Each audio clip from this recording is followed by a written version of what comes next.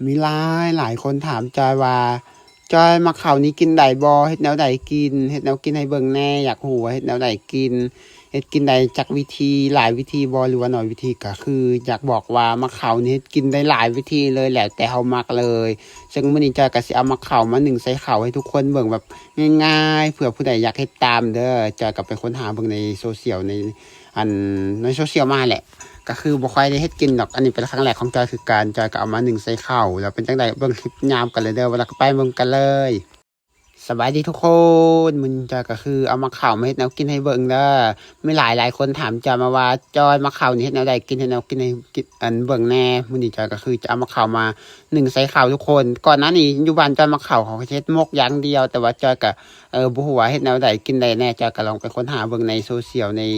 TikTok YouTube หรือว่า Facebook นู่นนี่นั่นแหละแล้วก็เห็นคนไทยเขาเจ้าก็แบบว่าเอาไปนึ่งใส่ข้าวแล้วก็คือมื้อนี้จอยก็สามารถแบบเฮ็ดตามเขาเจ้าได้ทุกคนเป็นครั้งแรกของจอยคือการอย่างแรกเลยจอยก็เอามะขามมาผ่าก่อนทุกคนมะขามก็ต้อง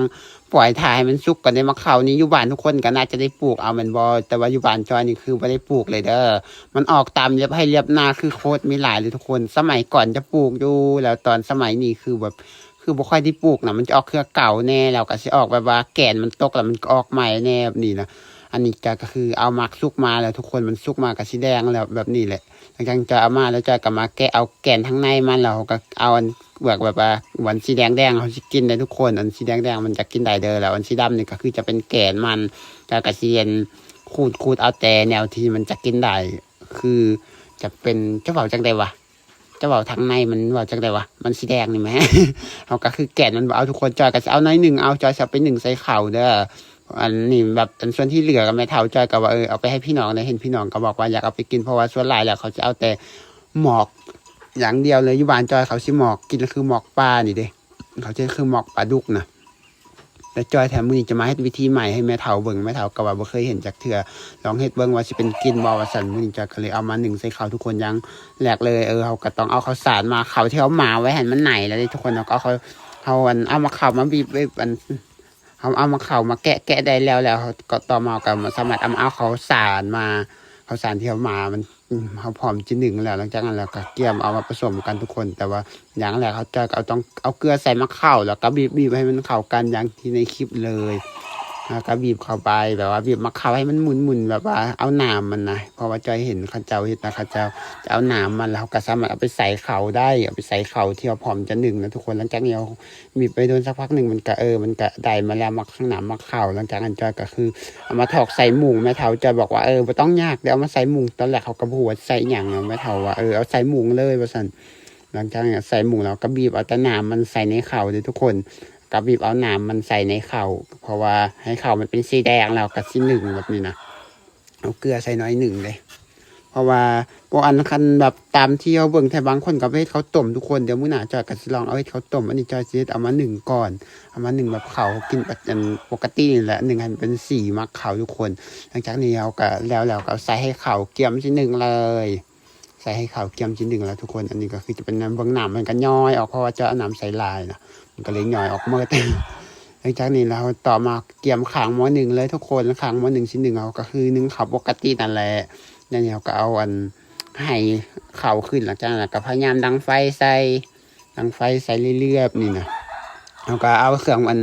งเป่าไฟเนี่ยทุกคนอยู่บ้านจอยก็คือสบายเดี๋ยวบุคอยได้เป่าดอกไฟเอามันมีเครื่องเป่าไฟหรือว่าซุปปิ่นหลังจากนี้หนึ่งไปโดนสักพักหนึ่งมันออกอายแล้วก็เที่ยวมาค้นเบิ่งว่ามันสุกแถบอหรือว่าบุสุกพอเป็นครั้งแรกเที่ยวเฮ็ดมันก็ทุกคนมันก็มาซิมบอกมันก็คือว่าแสบอยู่แต่ว่าแม่เฒ่าจอยบอกว่าโอ้ยเจ้าอย่าเฮ็ดแนวนั้นยันสิเบื่อว่าสั่น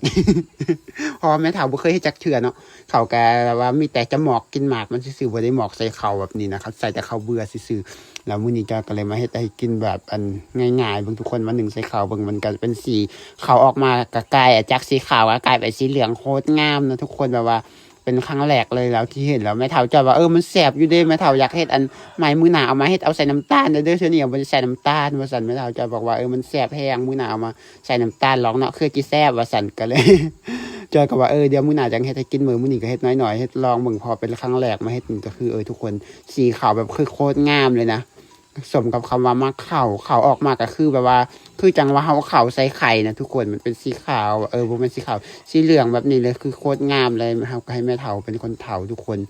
แล้วก็คือได้มาแล้วทุกคนเขามันก็คือโคตรงามเลยแบบนี้เลยมันก็ใส่แอ